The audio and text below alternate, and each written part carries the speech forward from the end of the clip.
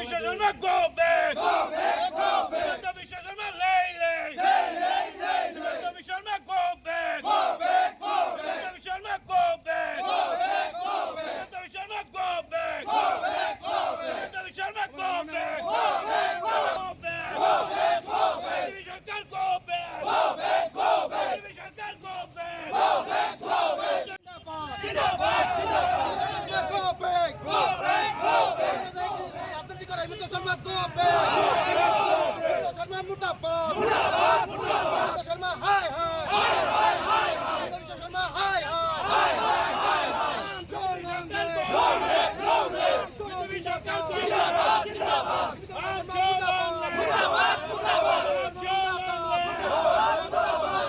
Zindabad.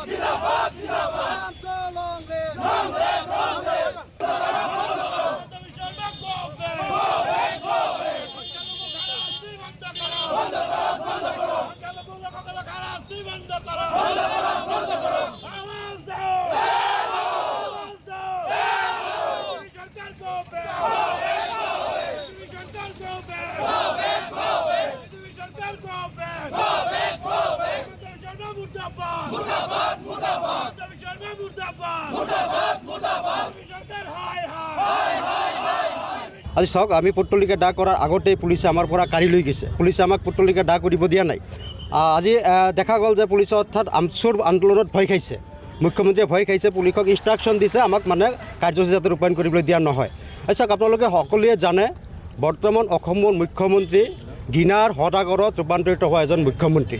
যোৱাকালি এটা video' viral হৈছে সামাজিক মাধ্যমত গোটেই অসমৰ লগতে বিশ্বত আলোড়নৰ সৃষ্টি কৰিছে মানে মুখ্যমন্ত্ৰীয়ে নিজে বন্দুক লৈ সন্মুখত সংখ্যালঘু দুজন মানুহ বহুৱাই সেই দুজন মানুহক গুলি কৰি আছে অৰ্থাৎ মুখ্যমন্ত্ৰী কি বিচাৰি আছে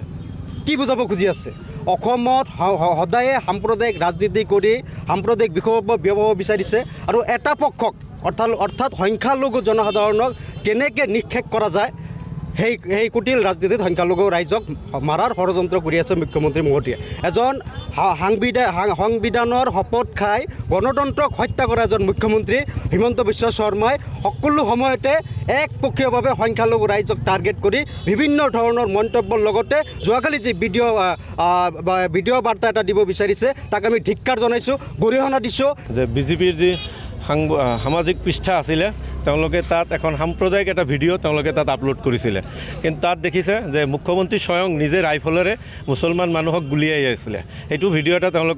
তেওঁলোকৰ যিটো সামাজিক পৃষ্ঠা আছে তাত আপলোড হৈছিলে সেই আপলোড হোৱাৰ কাৰণে আমি আজি আমচুৱে বিজনী জিলা সমিতিয়ে ইয়াত তীব্ৰ আন্দোলন গঢ়ি তুলিছিলোঁ আৰু আপোনালোকে দেখিছে যে ইয়াত আমি মুখ্যমন্ত্ৰীৰ প্ৰতিমূৰ্তি দা কৰিব ওলাইছিলোঁ আৰক্ষীয়ে আমাক ইয়াত বাধা দিছে বা তেওঁলোকে আমাৰ প্ৰতিমূৰ্তিটো কাঢ়ি লৈ গৈছে সেইটো আমি ধিক্কাৰ জনাইছোঁ গৰিহণা দিছোঁ যে এখন সংবিধান পদত থাকি তেওঁ মুখ্য পদত থাকি যিদৰে এটা জাতিক তেওঁ টাৰ্গেট কৰি লৈছে এইটো এটা ঘৃণনীয় কাৰ্য তেওঁ ইমান তললৈ নামিব পাৰে আমি ভাবা নাছিলোঁ কিন্তু দেখিছোঁ যে ৰাজ্যৰ যেতিয়া স্বয়ং মুখ্যমন্ত্ৰীয়ে এটা ঘৃণাৰ ৰাজনীতি তেওঁ বিয়পাব বিচাৰিছে সেয়ে আমি তেওঁক সকীয়াই দিছোঁ যে তেওঁ ঘৃণাৰ ৰাজনীতি বন্ধ কৰিব লাগে আজি আপোনালোকে দেখিছে আমাৰ মিয়া বুলি জাতিটোক নানান ধৰণৰ তুচ্ছ তাচ্ছিল্য কৰিছে মিয়া কোন সম্প্ৰদায় তেওঁ যি মনত আহিছে তেওঁ তাকে বকিছে এতিয়া কি কৈছে যে 51ৰ পিছত 51ৰ আগত যিসকল আহিছে সকলে খিলঞ্জীয়া মিয়া আৰু 71ৰ পিছত যিসকল আহিছে তেওঁ 71ৰ পিছত যদি কোনোবা আছে ওলাই দিয়ক ইয়াত আমচু সম্পূৰ্ণভাৱে সহযোগ কৰিব কিন্তু এটা জাতি কেনেকৈ সদায় টাৰ্গেট কৰি থাকিব এইটো আমি মানি নলওঁ সেইকাৰণে আজি গোটেই অসম জুৰি আমি মুখ্যমন্ত্ৰীৰ প্ৰতিমূৰ্তি দা কৰিছোঁ যদি তেওঁ এই ধৰণৰ নিৰ্বাচন পাৰ হ'বৰ কাৰণে বৈতৰণি পাৰ হ'বৰ কাৰণে তেওঁ যদি এই ধৰণৰ কাৰ্যকলাপ কৰি থাকে আমচুৱে ইয়াতকৈ আৰু ভয়াৱহ গণতান্ত্ৰিক আন্দোলন গঢ়ি তুলিবলৈ বাধ্য থাকিব।